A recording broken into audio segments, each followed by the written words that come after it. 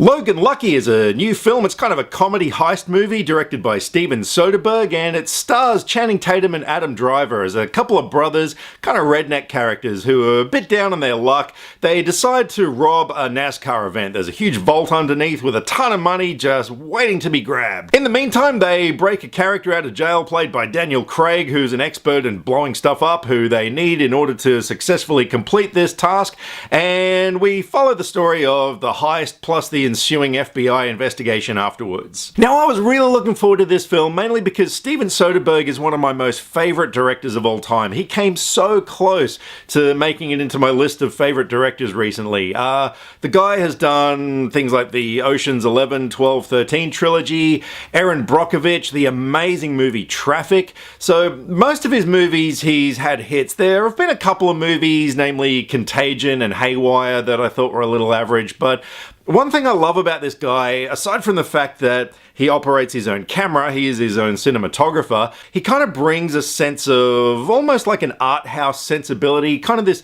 low-budget, independent filmmaker style, even to big Hollywood movies that he does. And this movie was no different. The cinematography, it was the kind of style, it wasn't really achieved by doing anything that amazingly different or unique, but I don't know, Soderbergh just has this way of putting his camera in places that you're just like, that is a really cool way of doing this shot, and it would be so easily achieved by anybody. So if you're an aspiring filmmaker, definitely check out a lot of his movies because they're really good sources of inspiration. So things I liked about Logan Lucky, look, the one thing that really stands out for me were not just the characters, but the actors who portrayed them. Soderbergh did an incredible job of directing this movie. It's full of great characters. Like I said, it's sort of set in like a, redneck kind of environment, and a lot of the characters were these, crazy stereotypical redneck types, but they were just such great characters, and the way the actors were portraying them, they were really investing in these roles. They were getting right into it.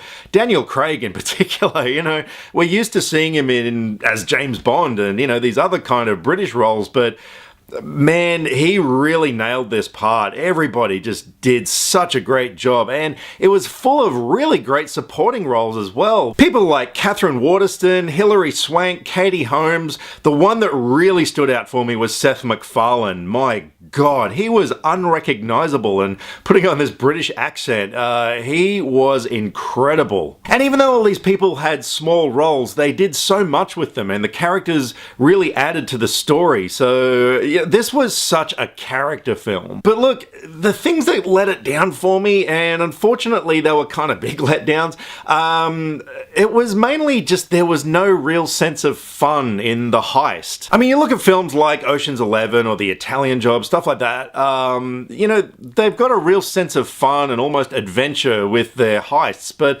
this film just lacked it sorely, and I didn't really feel that I was behind the characters enough in what they were trying to achieve. Like, the stakes weren't that high for them to really need this money, and that was a really big letdown because in the end you're just kind of following the characters with what they're doing, and you're not really sort of like sitting there thinking, oh my god, I hope you get the money because you guys really need to use it to get out of this situation or something. They did have the situation, but it wasn't really accentuated enough that I felt enough for the characters to really be behind them. Aside from that, there were a couple of slow bits in the film, and there were just elements of the story that probably didn't really need to be elaborated on so much. Like, there was a whole subplot with Channing Tatum's daughter, who I love the chemistry between the two of them, but there was this whole subplot with her and a pageant that she was in, which it pays off in the end.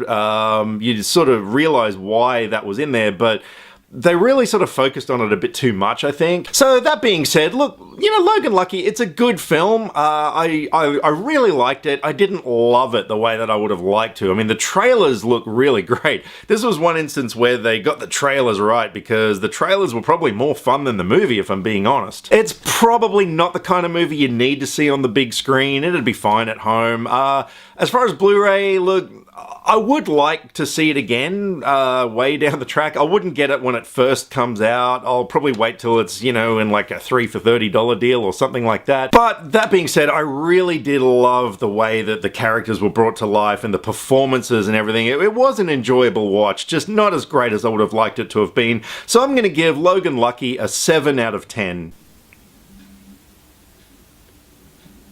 So if you've seen Logan Lucky, I'd love to know what you thought of it. Drop me some comments, let me know what you thought. And in the meantime, oh man, I'm getting close to 300 here. So when I hit 300 subscribers, I'm going to do my first ever Q&A, which hopefully will be a lot of fun. So I think I'm up to 284 now. I'm getting so close. So if you haven't subscribed to my channel, I would really appreciate it if you hit that subscribe button at the end. In the meantime, Logan Lucky, drop me some comments, let me know what you thought. Leave some comments either here or on Facebook. All the social media links are in the description below because I like to talk about movies and I would love to talk about movies with you. I'll catch you next time. Click subscribe to stay up to date with all the latest movie reviews. Skynet will be taking over any day now, so what have you got to lose? Nyah.